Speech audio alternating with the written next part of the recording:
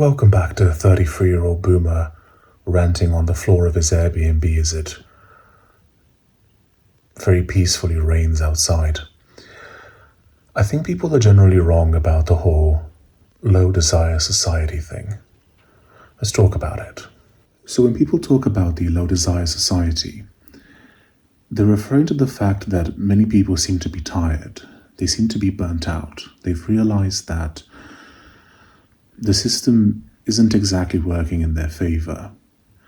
Many of the things that they were told would happen have yet to materialize and will clearly never happen. People have been told that, hey, just go to university and get a good degree, and any degree is a good degree.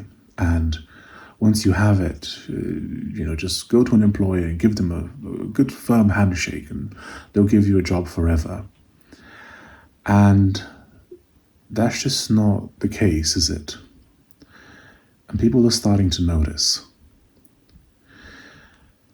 And after years of trying to make this work, many people are burning out, and it appears like everything is collapsing in real time.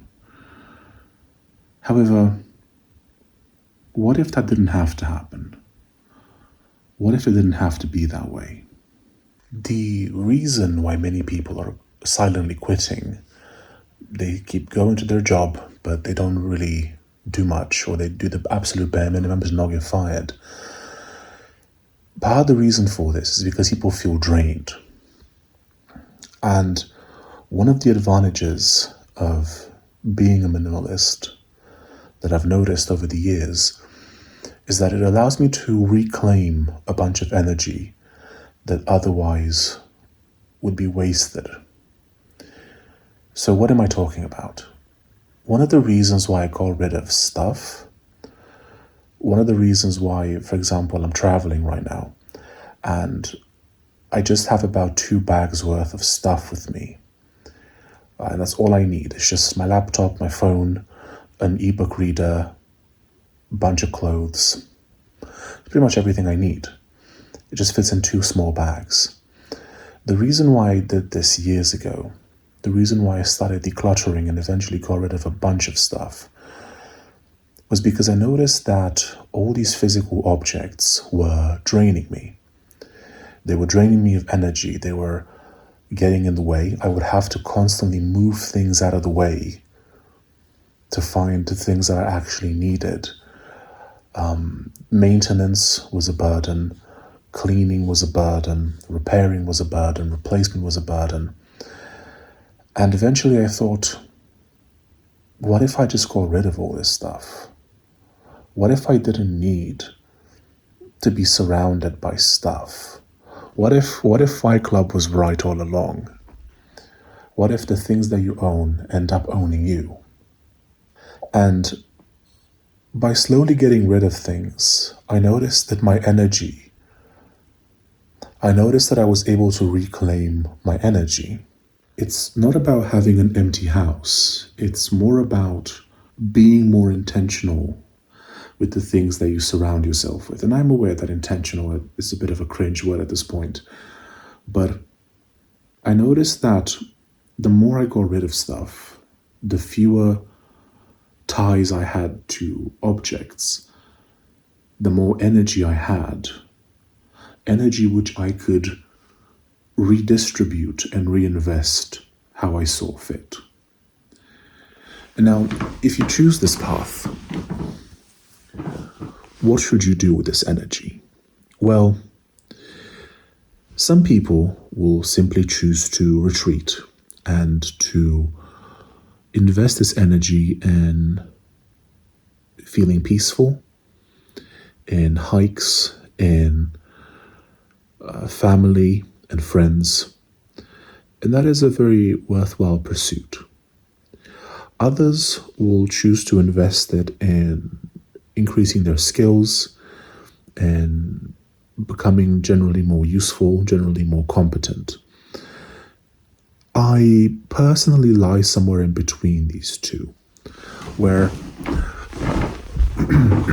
I've allowed myself time to heal for a while, to just not pursue that much stuff, and to just kind of get back into reading, get back into hiking.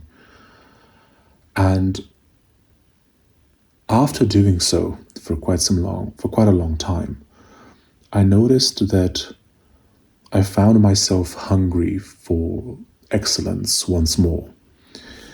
This isn't something that has been imposed on me in any way.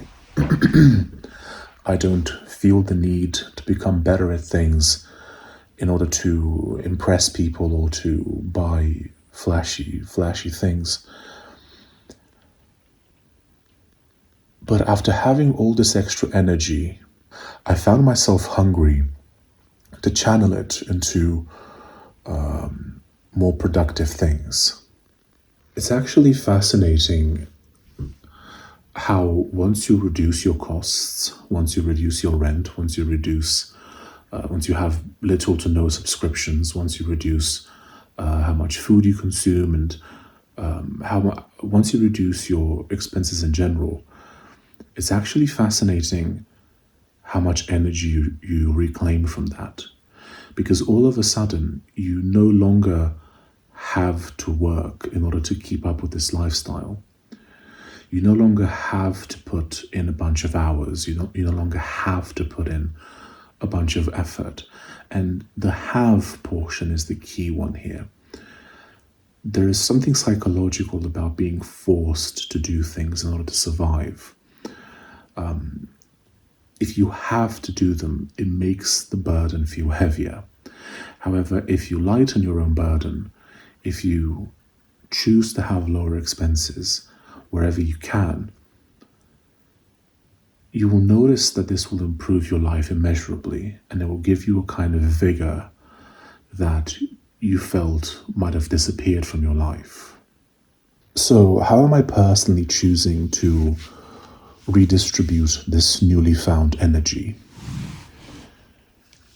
Well, for me personally, I'm redistributing it into getting better at programming and making content. So, for example, right now I have 2 channels. This is a second one that I started recently, and I also have a computer nerd channel. And I've decided recently to start posting daily on both of them. Now, the reason why is because a bunch of interesting things happened all at once. Not only did I find this well of energy, but I noticed that I also really like making this content, and I seem to have been given an opportunity by the gods where the computing channel is actually doing really well. I recently made a video thanking people for 1,000 subscribers, and 4 days later, I'm basically at 2,000 subscribers already. That is a gift that I do not wish to squander. It is a gift that I want to honor, and I can't think of any better way to say thank you for this than making more content. And truthfully, I can make infinite content on these 2 channels. This one's about minimalism. I can make infinite content about minimalism. I can make infinite content about computers. And I want to see what happens if I keep making content. I want to see where this leads. I want to see what kind of opportunities this can afford me, and what level of freedom I might gain from doing this. And the interesting thing here is that I don't feel like I have to do any of this, which is a very interesting distinction to make. I don't feel like I have to make content. I feel like I get to. And I think that comes from the energy. I think that if I would have received this opportunity at a point where I didn't have that energy, I think it would have felt almost like a burden, almost like I have to make videos, I have to make content. But because these 2 things aligned, it feels more like an opportunity than an obligation. Now, I'm not advocating that you should start a YouTube channel. Not everyone can be a YouTuber. The economy doesn't work like that. Nor am I advertising that you should do something like make 14 videos a week. What I am saying is that if you choose this path of having fewer things, you will get this extra energy. And this extra energy will give you options and it will give you freedom. And I think that that is the true value of living a minimalist lifestyle. It's that it empowers you to make decisions. Because if you keep buying stuff, if you keep getting in debt, if you keep purchasing things that you don't need, every time you do this, you are limiting your opportunities and you are limiting your options, because now you have to work. Now you have the 2 cars, you have to work to keep paying for them, because if you don't, you lose them. If you have the big house, you have to keep working, because if you don't, you lose them. And if your identity is tied to these things, oh baby, you're in a world of hurt. So maybe this whole low desire society thing, maybe it doesn't have to be a bad thing. Maybe it doesn't have to be people burning out, giving up, doing the bare minimum. Maybe it can be an opportunity. Maybe it can be an opportunity for people to retreat temporarily, to regain some of the power that they've lost, that they've given away voluntarily in many cases. And an opportunity for people to once again choose the path that they want to take. Because once you reclaim your expenses, once you reclaim your purchase decisions, that energy will open up doors that you may have thought were closed forever. I'm not telling you to hustle. I'm not telling you to grind or to wake up at 5 a.m. and take an ice bath. I'm telling you to consider the fact that maybe you have more options than you previously thought. Choose to do less and have less so that you get to have more options. Don't forget to stay based on minimalism, and I'll see you in the next one. Bye-bye.